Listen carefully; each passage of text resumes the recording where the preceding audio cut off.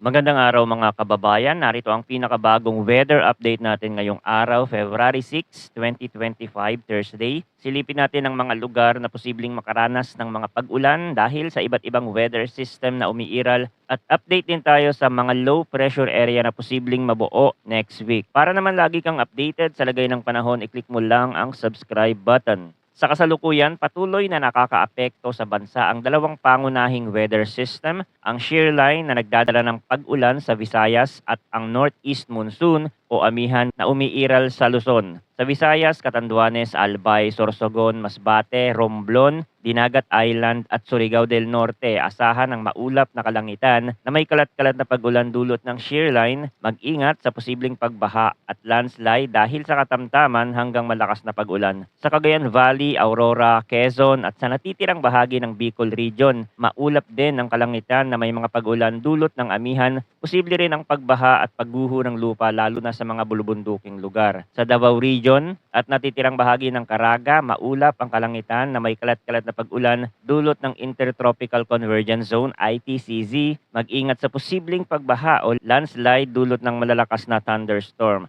Sa Metro Manila at nalalabing bahagi ng Luzon, bahagyang maulap din ang kalangitan na may mahihinang pag-ulan dulot ng amihan. Walang inaasahang malaking epekto, ngunit dapat pa rin tayong maging alerto sa biglaang pagbabago ng panahon. Sa natitirang bahagi ng Mindanao, asahan ng bahagyang maulap hanggang maulap na kalangitan na may panakanakang pag-ulan dulot ng ITCZ. At sa natitirang bahagi ng bansa, generally fair weather lang po tayo. Ayon naman sa latest weather advisory ng Pag-asa, inaasahan ang mga pag-ulan sa mga lugar na ito sa mga susunod na araw dulot ng shear line at ITCZ. Ngayong araw, February 6, makakaranas ng moderate to heavy rainfall ang Northern Samar, Eastern Samar, Dinagat Islands, Surigao del Norte at Surigao del Sur. Bukas, February 7, moderate to heavy din ang mararanasan sa Camarines Sur, Catanduanes, Albay, Sorsogon, Northern Samar, Eastern Samar at Samar. At sa Sabado, February 8, posibleng makaranas ng heavy to intense rain ang Quezon habang moderate to heavy rainfall naman sa Laguna,